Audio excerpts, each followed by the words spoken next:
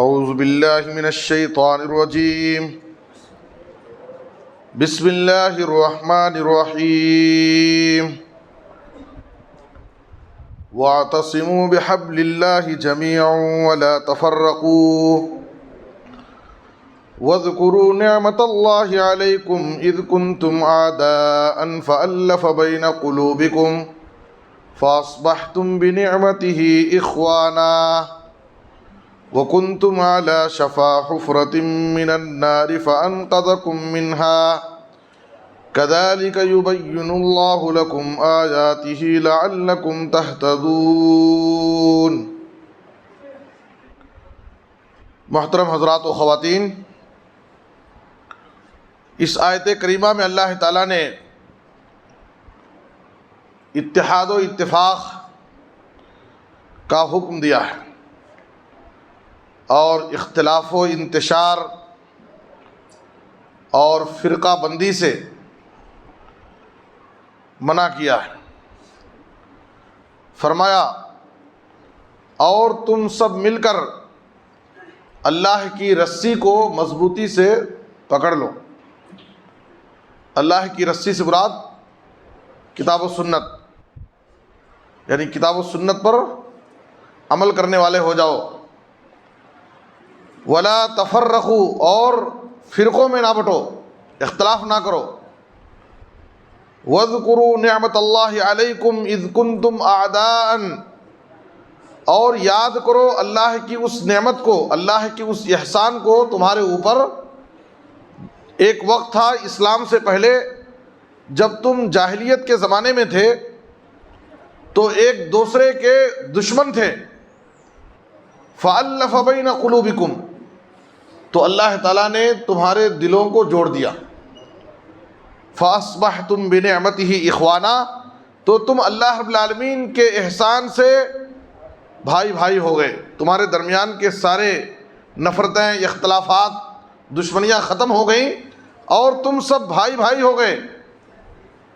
وَكُنْتُمْ عَلَى شَفَا حُفْرَةٍ مِّنَ النَّارِ، اور تم جہنم کے گڑھے کے کنارے پہنچ چکے تھے۔ فَأَنْقَذَكُم مِّنْهَا، تو اس نے تم کو اس سے بچا لیا۔ كَذَلِكَ يُبَيِّنُ اللَّهُ لَكُمْ آيَاتِهِ، اسی طرح سے اللہ تعالیٰ تمہارے لیے اپنی آیتوں کو کھول کھول کر بیان کرتا ہے۔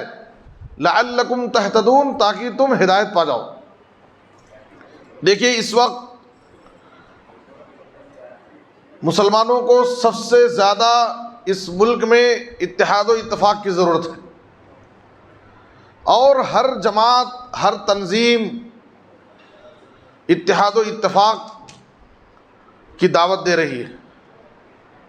سب اس بات کی ضرورت محسوس کر رہے ہیں کہ دنیا بھر کے مسلمانوں کو متحد ہونا چاہیے، باقاعدہ اتحاد ملت کے لیے، اتحاد قوم کے لیے کانفرنسیں ہو رہی ہیں، جلسے جلوس ہو رہے ہیں، سب کوشش کر رہے ہیں کہ مسلمان متحد ہو جائیں، لیکن ہماری نیتیں صحیح نہیں ہیں۔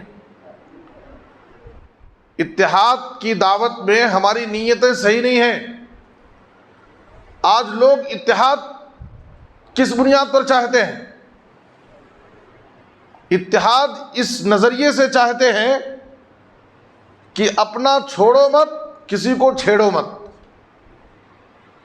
یہ ایک پوائنٹ ہے ان کا، اپنا چھوڑو مت۔ جو ہمارا طریقہ ہے، جو ہمارا مسلک ہے، اس پر عمل کرو، اس پر قائم رہو، اسے مت چھوڑو، اور کسی کو چھیڑو مت۔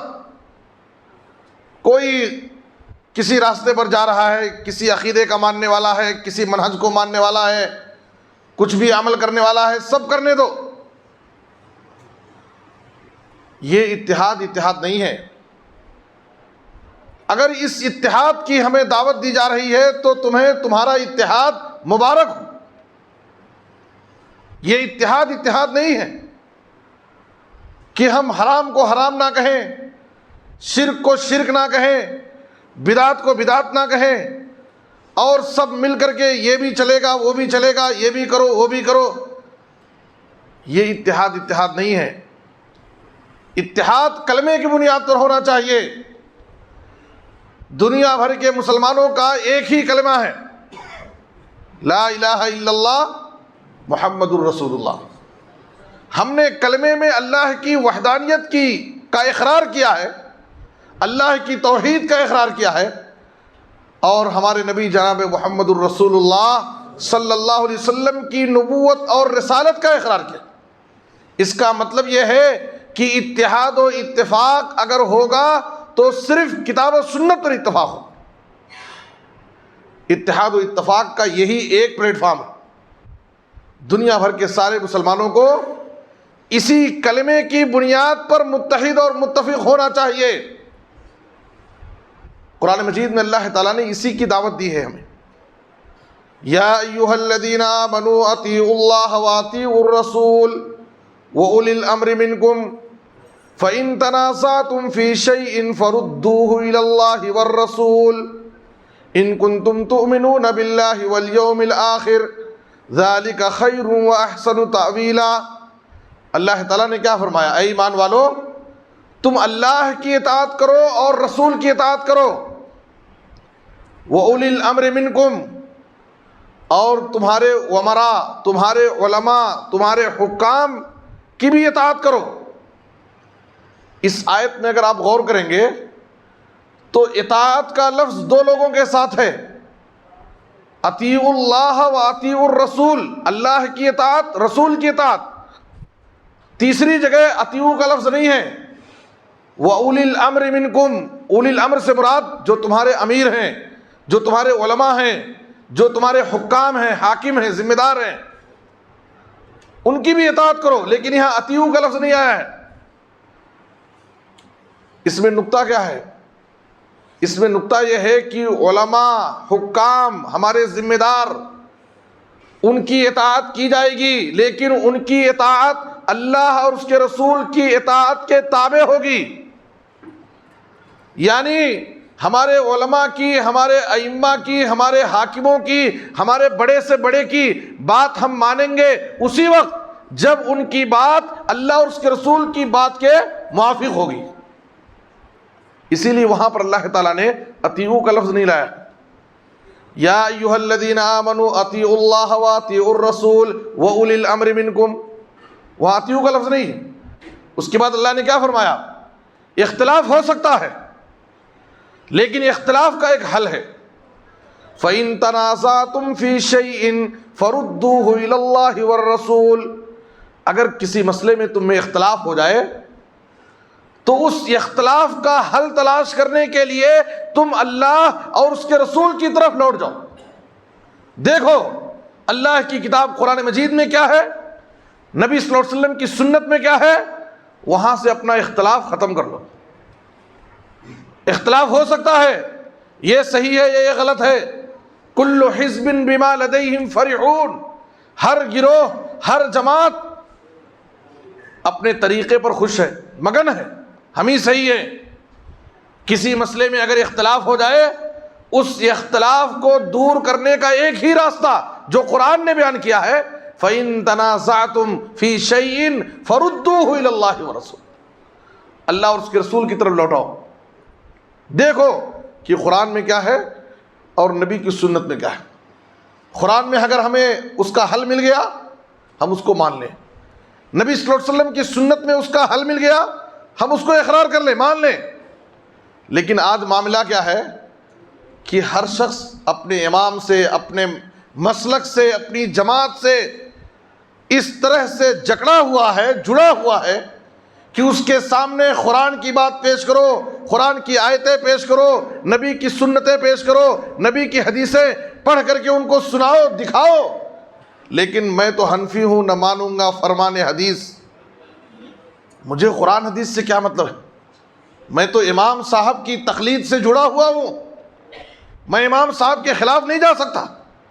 جبکہ تمام ائمہ کا یہ کہنا ہے اذا صح الحدیث فہو مذہبی، ہر امام نے باقاعدہ یہ وصیت کی ہے جب تمہیں صحیح حدیث مل جائے تو یاد رکھو وہی میرا مسلک اور وہی میرا مذہب، وہی میرا طریقہ۔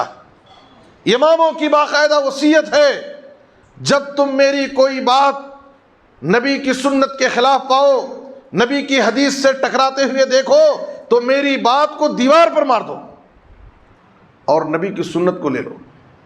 اگر واقعی ہم امام کی احترام کے دعوے کرتے ہیں، اماموں کی نسبت اگر واقعی ہماری صحیح ہے، اماموں سے واقعی اگر ہم صحیح محبت کرتے ہیں، تو ان کا احترام یہی ہے کہ ان کی وصیت پر عمل کیا جائے، اور ان کی وہی وصیت ہے جو کتاب اللہ قرآن مجید میں ہے، فَإِن تَنَازَعْتُمْ فِي شَيْءٍ فَرُدُّوهُ إِلَى اللَّهِ وَرَسُولِهِ۔ اگر کسی مسئلے میں اختلاف ہو جائے تو اختلاف کا ایک ہی حل ہے کہ کتاب و سنت میں اس کو تلاش کیا جائے، اور جب کتاب و سنت میں ہمارے اختلاف کا حل مل جائے تو فوراً اس کو مان لیا جائے۔ میرے بزرگ اور دوستو، اختلاف، آج مسلمانوں کا اختلاف، آج ہمارے اختلاف سے دشمن فائدہ اٹھا رہے، آج ہمارے اختلاف سے دشمن فائدہ اٹھا رہے۔ آج دشمنوں کو یہ بات معلوم ہے کہ مسلمان کچھ بھی ہو، لیکن ان کے درمیان کئی جماعتیں ہیں، کئی گروہ ہیں، فرقہ بندیاں ہیں، یہ کبھی بھی متحد اور متفق نہیں ہو سکتے۔ اللہ تعالیٰ نے کیا فرمایا؟ وَأَطِيعُوا اللَّهَ وَالرَّسُولَ وَلَا تَنَازَعُوا فَتَفْشَلُوا وَتَذْهَبَ رِيحُكُمْ۔ اے لوگو، اختلاف مت کرو، اگر تم اختلاف کرو گے تو تم کمزور پڑ جاؤ گے اور تمہاری ہوا اکھڑ جائے گی، تمہاری طاقت کمزور ہو جائے گی، دشمن کی نظر میں تمہارا کوئی وقار نہیں رہے گا، دشمن تمہیں اپنا لقمہ بنا لے گا۔ جبکہ اسلام اپنی عبادتوں کے ذریعے، اسلام اپنی عبادتوں کے ذریعے ہمیں قدم قدم پر اتحاد و اتفاق کی تعلیم دیتا ہے۔ رمضان کے مہینے میں پورے شہر کے مسلمان ایک ساتھ سورج غروب ہونے کے بعد افطاری کرتے ہیں، سحری ایک ساتھ سب کی سحری ختم ہوتی ہے، ایک ساتھ سب کی افطاری ہو رہی ہے۔ آخر اس میں اتحاد و اتفاق ہی کا تو پیغام ہے کہ ہماری سحری ایک ساتھ ختم ہو رہی ہے، ایک ساتھ ہم افطاری کر رہے ہیں۔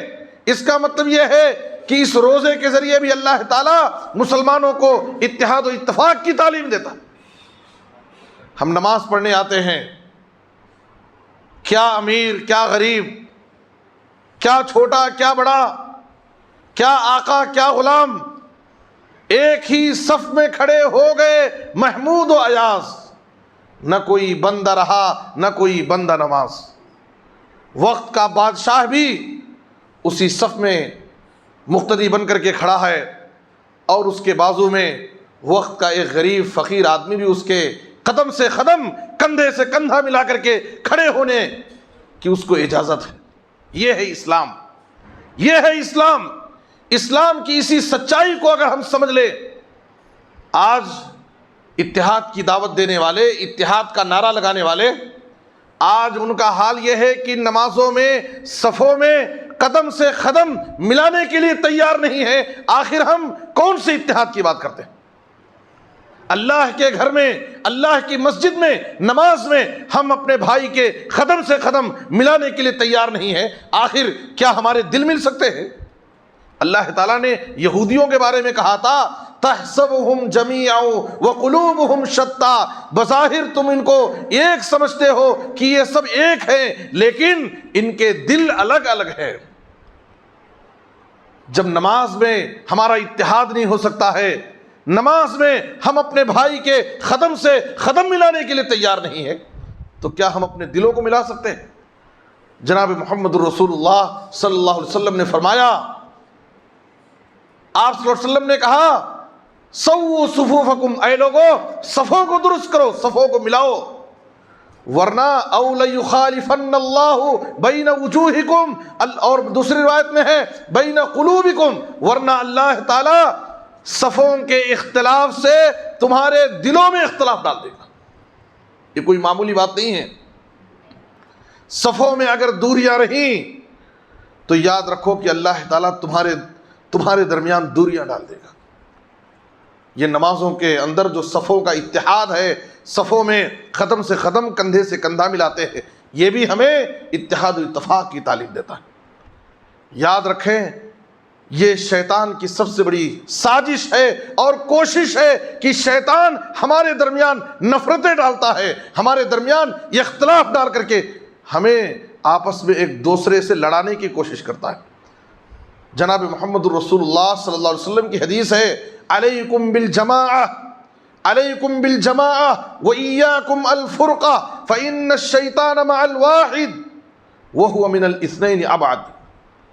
کہا کہ اے لوگو جماعت کو لازم پکڑو، جماعت کو لازم پکڑو، جماعت کے ساتھ مل کر کے رہو۔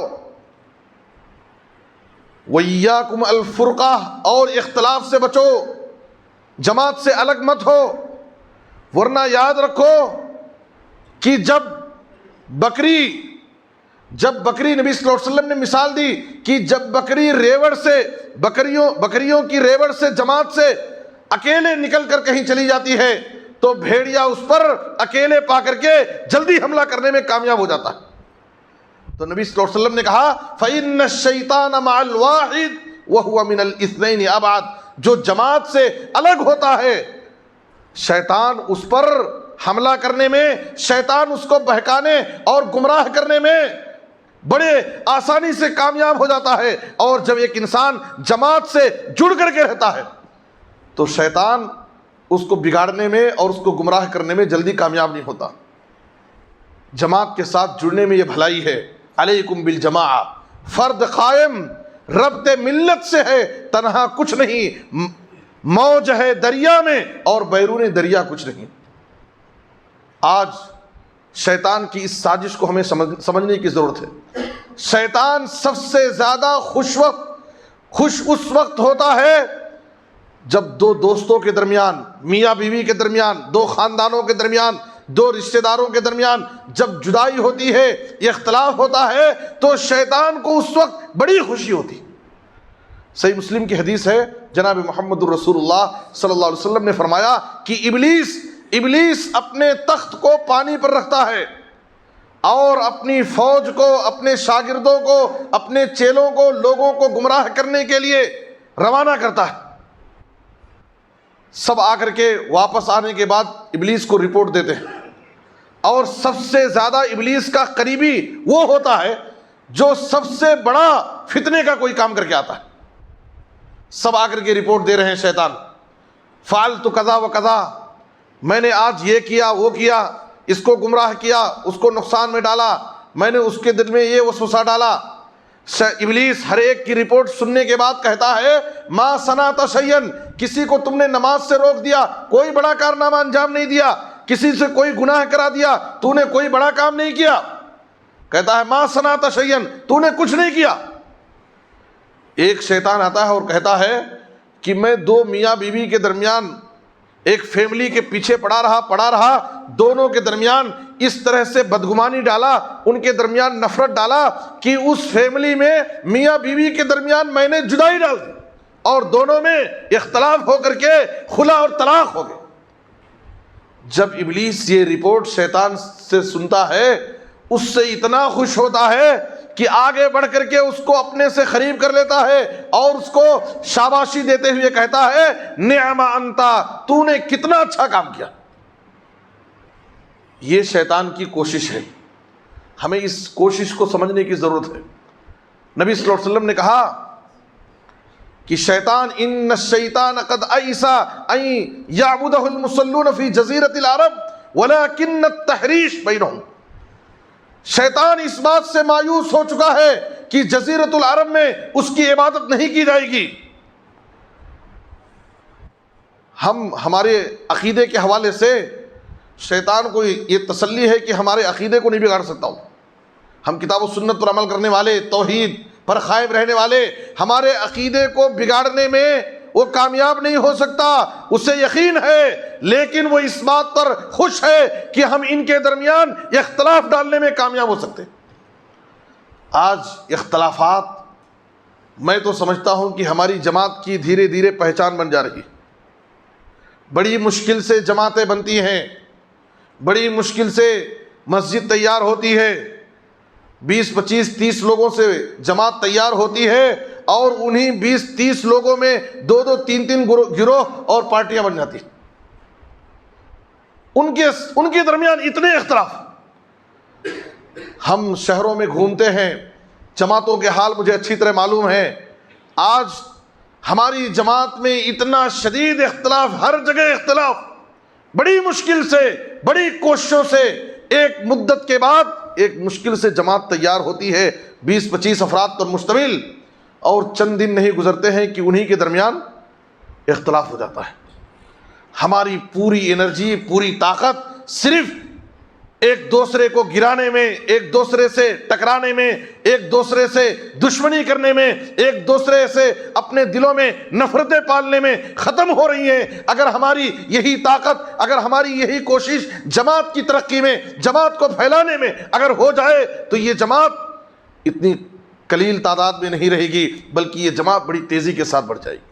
اس لیے کہ یہ برحق جماعت ہے، کتاب و سنت کی جماعت ہے، سچی جماعت ہے.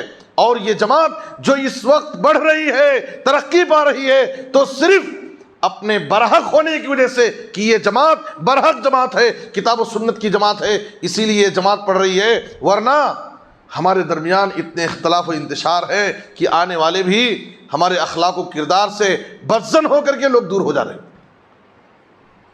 ایک مرتبہ نبی صلی اللہ علیہ وسلم سے ایک شخص آیا، اس نے کہا اللہ کے رسول انا ناکل ولا نشبع، کیا بات ہے کہ ہم کھاتے بھی ہیں، کھانا کھاتے ہیں، لیکن ہمیں کھانے کے بعد بھی آسودگی نہیں ہوتی ہے.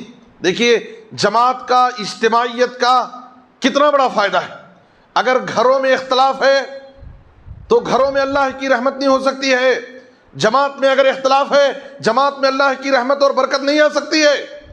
اس نے کہا اللہ کے رسول ہم کھاتے بھی ہیں، کھانے کے بعد بھی ہمیں سیر نہیں ہوتا، آسودگی نہیں ہوتی ہے، تسلی نہیں ہوتی ہے. کیا بات ہے؟ نبی صلی اللہ علیہ وسلم نے کہا لعلکم تاکلون متفرقین، شاید تم لوگ گھر کے سارے افراد الگ الگ کھاتے ہو. ہر آدمی آیا اپنے ٹائم کے حساب سے آیا اور کھایا چلا گیا. تو نبی صلی اللہ علیہ وسلم نے کہا یہی وجہ ہے کہ تمہیں کھانے کے بعد بھی تسلی نہیں ہوتی، آسودگی نہیں ہوتی. پھر آپ صلی اللہ علیہ وسلم نے یہ نسخہ بتایا فاجتمعوا علی طعامکم واذکروا اسم اللہ علیکم. کہا کہ سب گھر کے سارے افراد ایک دسترخوان پر سب جمع ہو کر کے ایک ساتھ کھاؤ، اللہ کا نام لے کر کے کھاؤ، تمہارے اس کھانے میں اللہ رب العالمین برکت دے گا. دیکھیے گھر کے افراد میں اگر اختلاف ہو جائے الگ الگ کھانے کی وجہ سے، نبی صلی اللہ علیہ وسلم نے کہا اللہ تعالیٰ برکت کو وہاں سے چھین لیتا ہے. اگر برکت چاہتے ہو تو گھر کے سارے افراد ایک دسترخوان پر مل کر ایک ساتھ کھاؤ، اللہ تعالیٰ تمہارے کھانوں میں برکت دے گا. یہی اجتماعیت، یہی اتحاد گھروں میں رہے تو برکت، یہی اتحاد، یہی اجتماعیت جماعت میں رہے تو وہاں بھی برکت. کہیں بھی اگر اتحاد و اتفاق رہے گا تو اللہ کی رحمت اور برکت رہے گی. اور جہاں پر اختلاف و انتشار رہے گا، یاد رکھیں وہاں پر اللہ رب العالمین اپنی رحمت اور برکت کو چھین لیتا ہے. لیکن افسوس کہ آج مسلمانوں کے درمیان بہت سارے اختلافات ہیں. علامہ اقبال نے بہت پہلے رونا رویا تھا، منفعت ایک ہے اس قوم کی، نقصان بھی ایک ہی سب کا نبی، دین بھی ایمان بھی ایک، حرم پاک بھی اللہ بھی قرآن بھی ایک، کیا بڑی بات تھی ہوتے جو مسلمان بھی ایک. فرقہ بندی ہے کہیں اور کہیں ذاتیں ہیں، کیا زمانے میں پنپنے کی یہی باتیں ہیں. اس لیے میرے بزرگ اور دوستو، اس وقت ملک کے جو حالات ہیں، ان حالات کے تناظر میں ہماری یہ ذمہ داری ہے کہ اگر واقعی اس ملک میں، اس زمین پر ہم اپنا وقار باقی رکھنا چاہتے ہیں اور عزت اور سربلندی کی زندگی گزارنا چاہتے ہیں تو ہمارے صفوں میں اتحاد پیدا کرنا بہت ضروری ہے اور اپنے سارے اختلاف کو ختم کرنا ضروری ہے. ورنہ یاد رکھو متحد ہو تو بدل ڈالو نظام گلشن، منتشر ہو تو مرو شور مچاتے کیوں ہو. ایک ہو جائیں تو بن سکتے ہیں خورشید مبیں، ورنہ ان بکھرے ہوئے تاروں سے کیا بات بنے.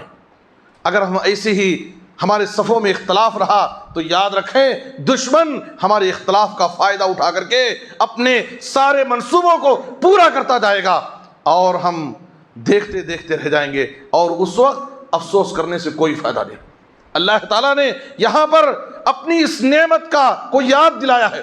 دوسرے مقام پر اللہ تعالیٰ نے نبی صلی اللہ علیہ وسلم سے خطاب کر کے کہا لو انفقت ما فی الارض جميعا ما الفت بین قلوبہم ولکن اللہ الف بینہم۔ اے نبی صلی اللہ علیہ وسلم، لوگوں کے دلوں کو جوڑنا، لوگوں کے درمیان اتحاد و اتفاق پیدا کرنا، لوگوں کے اختلاف کو ختم کرنا، یہ کوئی معمولی بات نہیں ہے۔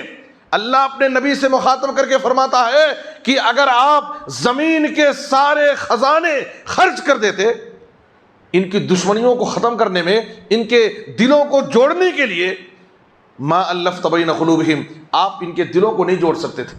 اسلام سے پہلے زمانے جاہلیت میں کیسے اختلافات تھے، چھوٹے چھوٹے مسئلے میں سالہ سال ان کے درمیان جنگیں چلتی تھی، جنگیں رہتی تھی۔ باپ اپنے بیٹے کو وصیت کر کے مرتا تھا کہ یہ میرا دشمن ہے، تم اس سے دشمنی لے کر کے رہنا، اس سے انتقام لینا اور اس کی دشمنی کو باقی رکھنا۔ ایسی عداوتیں، ایسی دشمنیاں ان کے درمیان تھی۔ اللہ تعالیٰ نے کہا اے نبی صلی اللہ علیہ وسلم، اگر آپ چاہیں کہ ان کے اختلافات کو ختم کر کے ان کے دلوں کو جوڑ دیں، آپ کے بس کی بات نہیں تھی۔ اگرچہ زمین کے سارے خزانے ان کے پیچھے آپ لٹا دیتے، یہ بس اللہ کی مہربانی ہے کہ اللہ تعالیٰ نے ان کے دلوں کو جوڑ دیا۔ اس لیے میرے بزرگوں اور دوستو، اسی اتحاد و اتفاق کی ضرورت ہے۔ آگے کی آیت میں اللہ تعالیٰ نے دعوت دین کا حکم دیا ہے۔ کیا فرمایا؟ وَلْتَكُمْ مِنْكُمْ أُمَّةٌ يَدْعُونَ إِلَى الْخَيْرِ وَيَأْمُرُونَ بِالْمَعْرُوفِ وَيَنْهَوْنَ عَنِ الْمُنْكَرِ وَأُولَئِكَ هُمُ الْمُفْلِحُونَ۔ اللہ نے کہا تم میں سے ایک جماعت، باقاعدہ ایک ٹیم ہونی چاہیے جو لوگوں کو بھلائی کی طرف دعوت دے اور برائی سے روکے، اور یاد رکھو جو لوگ یہ کام کریں گے، اس فریضے کو انجام دیں گے، لوگوں کو دین کی طرف بلائیں گے، اللہ کی عبادت کی دعوت دیں گے، شرک سے، بت پرستی سے، بدعات و خرافات سے، غلط چیزوں سے روکنے کی کوشش کریں گے، یاد رکھیں وہی لوگ کامیاب ہیں۔ آگے پھر اللہ تعالیٰ نے اس امت کی یہ ذمہ داری بتائی، کنتم خیر امت اخرجت للناس، کہا کہ اے امت محمدیہ، ساری امتوں میں اللہ تعالیٰ نے تم کو بہترین امت بنایا ہے، تم کو اللہ تعالیٰ نے ساری امتوں میں سے چن لیا۔ تمہاری ذمہ داری کیا ہے؟ اتنا بڑا خطاب اور اتنا بہترین لقب جو اللہ نے دیا کہ کنتم خیر امت، امتوں میں سب سے بہترین امت، اس کے پیچھے ایک بہت بڑی ذمہ داری ہے۔ وہ ذمہ داری کیا ہے؟ اخرجت للناس، تمہارا وجود، تمہیں جو دنیا میں بھیجا گیا ہے وہ لوگوں کے لیے، للناس، لوگوں کے لیے۔ مطلب کیا ہے؟ ہماری دعوت، ہماری محنت، ہماری ساری کوشش صرف مسلمانوں کے درمیان نہیں ہونا چاہیے، صرف مسلمانوں کے عقائد اور ان کے اعمال کی اصلاح کے لیے نہیں ہونی چاہیے، بلکہ اللہ تعالیٰ نے ہمیں لوگوں کے لیے، یعنی ساری انسانیت کی رہنمائی کے لیے، سب کو دعوت دینے کے لیے، دین کی طرف بلانے کے لیے، توحید کی دعوت دینے کے لیے اللہ نے ہمیں بھیجا ہے۔ صرف مسلمانوں کے عقائد اور اعمال کی اصلاح کرنے کے لیے نہیں، صرف مسلمانوں میں دعوت و اصلاح کا کام کرنے کے لیے نہیں، بلکہ ساری انسانیت کو دعوت دینے کے لیے اللہ نے ہمیں بھیجا ہے۔ یہاں پر اللہ نے کیا فرمایا؟ اخرجت للناس، للمومنین اور للمسلمین نہیں ہے، یہاں پر لوگوں کے لیے تمہیں اس دنیا میں بھیجا گیا ہے۔ ذمہ داری کیا ہے؟ تأمرون بالمعروف وتنہون عن المنکر، تم لوگوں کو معروف مانے اچھی اور بھلی بات، تم بھلائی کی بات بتاؤ، بھلائی کا حکم دو اور برائی سے روکو۔ ظاہر ہے کہ سب سے بڑا معروف، سب سے بڑی نیکی کیا ہے؟ سب سے بڑی نیکی توحید ہے، سب سے بڑی نیکی سنت ہے، اور سب سے بڑی برائی شرک اور بدعت۔ تو ہماری سب سے پہلی دعوت کس کی ہونی چاہیے؟ توحید و سنت کی دعوت ہونی چاہیے۔ اور سب سے پہلے ہمیں جس چیز سے لوگوں کو ڈرانا ہے اور لوگوں کو بچانے کی کوشش کرنا ہے وہ شرک اور بدعت سے۔ یہ قرآن کا منہج ہے اور یہی قرآن کا طریقے دعوت ہے، اس طریقے پہ ہمیں دعوت دینا ہے۔ آج ہم کیا کرتے ہیں؟ بھائی کے گلے میں تعویذ لٹکی ہوئی ہے، اس کے ہاتھ میں دھاگا بندھا ہوا ہے، یہ بھی چلے گا، آپ کو نکالنے کی ضرورت نہیں ہے، آپ پہلے آئیے، اللہ کے گھر کو جائیں گے، پہلے نماز پڑھیں گے۔ ایک آدمی تعویذ پر عقیدہ رکھتے ہوئے کالے دھاگے پر عقیدہ رکھتے ہوئے وہ ایک نہیں زندگی بھر اللہ کے سامنے سجدے میں پڑا رہے، نمازیں پڑھتا رہے، روزہ رکھے، حج اور قربانی کرے، عمرے کر لے، لیکن یاد رکھو غلط عقیدے کے ساتھ اللہ کے ساتھ کسی کو شریک کرتے ہوئے ایک انسان اگر زندگی گزارے اور لاکھ عبادت کر لے، اپنے دل میں اللہ کی محبت کے ساتھ غیر اللہ کی محبت کو دل میں بٹھائے رکھے، اگر ایک انسان اپنے دل میں اللہ تعالیٰ کو نفع اور نقصان کا مالک سمجھنے کے بجائے دھاگے اور تعویذ کو نفع اور نقصان کا مالک سمجھے، اسے بیماری دور کرنے والا سمجھے اور اس پر اس کا عقیدہ ہو کہ یہ بیماری سے بچاتی ہے، لوگوں کی نظر سے بچاتی ہے اور ہمارے کاروبار میں اس کے ذریعے سے خیر و برکت ہوگی، اس عقیدے کے ساتھ ایک انسان نمازیں پڑھے، روزے رکھے، تلاوت کرے، لاکھ عبادتیں کر لے، اس کی عبادتوں کا کوئی فائدہ نہیں جب تک اس کا ایمان اور عقیدہ صحیح نہ ہو۔ میرے بزرگوں اور دوستوں، اس لیے جو ہمیں لوگوں کو نیکی کی دعوت دینا ہے، سب سے بڑی نیکی توحید اور سب سے بڑا گناہ شرک ہے۔ سب سے پہلے ہم لوگوں کے عقیدے کی اصلاح کریں، سب سے پہلے لوگوں کو توحید کی طرف بلائیں، سب سے پہلے ہمیں لوگوں کو اللہ کی عبادت کی طرف بلائیں۔ اگر انسان صحیح عقیدے کے ساتھ اللہ کی عبادت کرے گا، نماز پڑھے گا، روزہ رکھے گا، اللہ کی عبادت اس کی اللہ کی بارگاہ میں قبول ہوگی۔ اللہ تعالیٰ نے نبیوں کے بارے میں فرمایا وَلَقَدْ بَعَثْنَا فِي كُلِّ أُمَّةٍ رَسُولًا أَنِ اعْبُدُوا اللَّهَ وَاجْتَنِبُوا الطَّاغُوتَ۔ ہم نے ہر امت میں ایک رسول بھیجا اور ہر رسول کی یہی دعوت تھی، أَنِ اعْبُدُوا اللَّهَ وَاجْتَنِبُوا الطَّاغُوتَ، اللہ کی عبادت کرو اور طاغوت کی عبادت سے بچو۔ طاغوت یہ کیا ہے؟ كُلُّ مَا عُبِدَ مِن دُونِ اللَّهِ، اللہ کے علاوہ ہر وہ چیز جس کی اللہ کے علاوہ عبادت کی جائے، وہ کسی بھی شکل میں ہو، وہ طاغوت ہے۔ نبیوں کی دعوت کیا ہے؟ ان اعبدوا اللہ واجتنبوا الطاغوت، اللہ کی عبادت کرو اور غیر اللہ کی عبادت سے بچو۔ تو ہمیں اسی دعوت کو دینا ہے۔ اللہ نے فرمایا یہ اس امت کی ذمہ داری ہے، یہ اس امت کی ذمہ داری ہے۔ دعوت و تبلیغ سے متعلق آگے آپ کے سامنے انشاءاللہ ایک اتوار دعوت دین سے متعلق اس پر کلاس رہے گی اور وہاں پر تفصیل سے دعوت دین کتنا ضروری ہے اور دعوت دینے کے طریقے کیا ہیں، اس کا منہج کیا ہے، اور ایک داعی کے اندر، دعوت دینے والے کے اندر کیا کیا صفات پائے جانا ضروری ہے، ان ساری چیزوں پر روشنی ڈالی جائے گی۔ آگے اللہ تعالیٰ نے موجودہ حالات کے تناظر میں جیسے مسلمانوں کے مقابل میں جو کافر تھے ان کے ساتھ ہمیشہ ان کا ٹکراؤ ہوتا تھا، کافر مسلمانوں کے خلاف ہمیشہ سازشیں کرتے تھے، تو اللہ تعالیٰ نے اسی تناظر میں فرمایا مسلمانوں کو جب حالات خراب ہو تو دو چیزوں کو لازم پکڑنا چاہیے۔ اللہ نے کیا فرمایا؟ وَإِن تَصْبِرُوا وَتَتَّقُوا لَا يَضُرُّكُمْ كَيْدُهُمْ شَيْئًا إِنَّ اللَّهَ بِمَا يَعْمَلُونَ مُحِيطٌ۔ سورہ آل عمران کی آیت نمبر 120۔ اللہ نے دو نسخے بتائے ہیں، جب مسلمانوں کے اوپر حالات نازک ہوں تو ایسے نازک حالت میں مسلمانوں کو دو چیزوں کو لازم پکڑنا چاہیے۔ پہلی چیز صبر۔ کیا ہے؟ آج مختلف طریقوں سے مسلمانوں کو بھڑکانے کی کوشش کی جا رہی ہے، ایسے ایسے کام کیے جا رہے ہیں تاکہ مسلمان، ہمارے نوجوان مشتعل ہوں، جوش میں آئیں، جذبات میں آئیں، قانون کو اپنے ہاتھ میں لے لیں۔ ایسا نہیں ہونا چاہیے۔ اللہ تعالیٰ نے ایسے حالات میں کیا حکم دیا؟ ہمیں صبر سے کام لینا، صبر سے کام لینا۔ جذبات میں آنا، مشتعل ہو جانا، بھڑک جانا، بے قابو ہو جانا اور غیر قانونی کام کرنا یا قانون کو اپنے ہاتھ میں لینا، یہ مسلمانوں کی صفت نہیں ہے۔ مسلمان صبر سے کام لے، ایک چیز، اور دوسرے اپنے دلوں میں اللہ کا تقوی بٹھائیں۔ وَتَتَّقُوا، تم متقی بن جاؤ، اللہ سے ڈرنے والے بن جاؤ۔ یہ دو چیزیں اگر اپنا لو، ایک تو صبر سے کام لو، اللہ کے فیصلے کا انتظار کرو، اللہ تعالیٰ ضرور مدد کرے گا۔ ان اللہ مع الصابرین، اللہ تعالیٰ صبر کرنے والوں کے ساتھ ہے، یہ اللہ کا وعدہ ہے۔ وَعَلَمْ أَنَّ النَّصْرَ مَعَ الصَّبْرِ، نبی صلی اللہ علیہ وسلم کی حدیث ہے، یاد رکھو، اس بات کو اچھی طرح جان لو کہ اللہ کی مدد صبر کرنے میں۔ اہل ایمان کو اللہ نے سورہ بقرہ میں کیا حکم دیا؟ یا ایھا الذین آمنوا استعینوا بالصبر والصلاۃ، اے ایمان والو تم اللہ سے مدد طلب کرو دو چیزوں کے ذریعے، ایک صبر کے ذریعے اور صلاۃ، نماز کے ذریعے۔ صبر اور صلاۃ یہ ایک مسلمان کے لیے دو بڑے ہتھیار ہیں، صبر اور صلات۔ اللہ کے فیصلے کا انتظار کرو، اللہ تعالیٰ ضرور اپنے وعدے کو پورا کرے گا، اہل ایمان کی مدد فرمائے گا، لیکن اس وقت تک صبر کرو۔ دوسری چیز، اپنے اندر تقوی پیدا کرو۔ یہ تقوی ساری خیر اور بھلائی کی کنجی ہے۔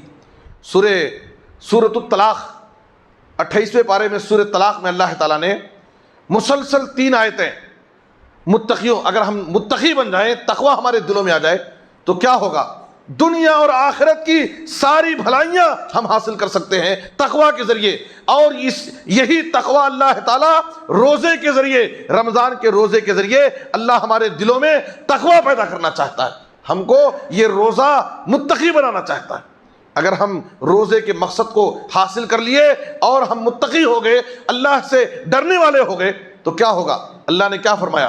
سورہ طلاق کی یہ 3 آیتیں پڑھ دیتا ہوں۔ اللہ نے فرمایا وَمَن يَتَّقِ اللَّهَ يَجْعَل لَّهُ مَخْرَجًا وَيَرْزُقْهُ مِنْ حَيْثُ لَا يَحْتَسِبُ۔ اللہ کی ان فرامین پر، ان آیتوں پر ہمیں بہت یقین ہونا چاہیے۔ اللہ تعالیٰ کی یہ فرامین، قرآن مجید کی یہ آیتیں ایک مسلمان کو حوصلہ دیتی ہیں، کیسے بھی نازک حالات ہوں، کیسے بھی مشکل حالات ہوں، قرآن مجید کی یہ آیتوں سے ایک مسلمان کو حوصلہ ملتا ہے۔ اللہ کا وعدہ ہے اور اللہ تعالیٰ اپنے وعدے کی خلاف ورزی نہیں کر سکتا۔ اللہ کیا فرما رہا ہے؟ اے مسلمانوں، متقی ہو جاؤ، تمہارے دلوں میں اللہ کا ڈر پیدا ہو جائے، تم جہاں کہیں بھی رہو اللہ سے ڈرنے والے ہو جاؤ، تو اللہ کیا کرے گا؟ وَمَن يَتَّقِ اللَّهَ يَجْعَل لَّهُ مَخْرَجًا وَيَرْزُقْهُ مِنْ حَيْثُ لَا يَحْتَسِبُ۔ اگر کوئی شخص اللہ سے ڈرے گا، اللہ کا تقوی اختیار کرے گا، اللہ تعالیٰ اس کو ہر مشکل، ہر پریشانی سے باہر نکال دے گا۔ وَيَرْزُقْهُ مِنْ حَيْثُ لَا يَحْتَسِبُ، اور اس کو ایسی جگہ سے روزی دے گا کہ وہ سوچ بھی نہیں سکتا ہے، تصور بھی نہیں کر سکتا ہے، اس کے وہم و گمان میں، خیال میں بھی نہیں آ سکتا ہے کہ اللہ تعالیٰ مجھے اتنی روزی دے سکتا ہے، کیا اللہ تعالیٰ میرے حالات کو بھی سدھار سکتا ہے، کیا میری زندگی میں بھی اتنی بڑی تبدیلی آ سکتی ہے۔ دیکھتے دیکھتے وقت کا ایک حقیر فقیر انسان وقت کا ایک بڑا مالدار ہو سکتا ہے، ہماری زندگیوں میں ایک بڑی تبدیلی آ سکتی ہے۔ ساری چیزیں اللہ کے ہاتھ میں ہیں، ساری چیزیں اللہ کے ہاتھ میں۔ اللہ کا وعدہ ہے اگر تم متقی ہو جاؤ، اللہ تمہیں ہر مشکل اور پریشانی سے باہر نکالے گا اور ایسی جگہ سے روزی دے گا۔ اللہ رزاق ہے، سب کو روزی دینے والا ہے۔ اللہ وعدہ کر رہا ہے تمہیں ایسی جگہ سے روزی دے گا تم سوچ بھی نہیں سکتے۔ اس کے بعد والی آیت میں اللہ نے کیا فرمایا؟ وَمَن يَتَّقِ اللَّهَ يَجْعَل لَّهُ مِنْ أَمْرِهِ يُسْرًا، اور جو اللہ کا تقوی اختیار کرے گا تو اللہ تعالیٰ اس کے کاموں کو آسان کر دے گا، اس کے مسائل آسان ہو جائیں گے۔ اس کے بعد تیسری آیت میں اللہ نے فرمایا وَمَن يَتَّقِ اللَّهَ يُكَفِّرْ عَنْهُ السَّيِّئَاتِ وَيُعْظِمْ لَهُ أَجْرًا، اگر کوئی شخص اللہ سے ڈرے گا، اللہ کا تقوی اختیار کرے گا تو اللہ تعالیٰ اس کے گناہوں کو مٹا دے گا اور اس کو اجر عظیم سے نوازے گا۔ کتنے فائدے! قرآن مجید آپ پڑھتے جائیے، اللہ تعالیٰ ان للمتقین مفازا، متقیوں کے لیے کامیابی ہے۔ ان المتقین فی جنات و نعیم، متقی لوگ آخرت میں جنت میں نعمتوں میں رہیں گے۔ ان المتقین فی مقام امین، متقی لوگ امن کی جگہ میں رہیں گے۔ ان المتقین فی ظلال و عیون، متقی لوگ جنت کے سائے اور چشمے میں رہیں گے۔ اعدت للمتقین، اے لوگوں جنت متقیوں کے لیے بنائی گئی۔ اللہ تعالیٰ متقیوں کو جنت کا وارث بنائے گا۔ یہ سارے متقیوں کے لیے وعدے ہیں، دنیا کی بھلائی اور آخرت کی کامیابی متقیوں کے لیے ہے۔ اس لیے ضرورت اس بات کی ہے کہ ہمارے دلوں میں اللہ کا حقیقی ڈر، حقیقی تقوی جہاں کہیں بھی رہیں، اللہ سے ڈرنے والے بن جائے۔ اللہ سے دعا ہے کہ اللہ تعالیٰ ہمیں کتاب و سنت پر عمل کرنے کی توفیق دے۔ اللہ تعالیٰ ہمارے صفوں میں اتحاد و اتفاق پیدا کرے اور ہمیں اختلاف و انتشار سے بچائے۔ کتاب و سنت پر عمل کرنے اور لوگوں کو کتاب و سنت کی دعوت دینے کی اللہ ہم سب کو توفیق عطا فرمائے۔ آمین۔ وصلی اللہ علی نبینا محمد و آلہ و صحبہ اجمعین۔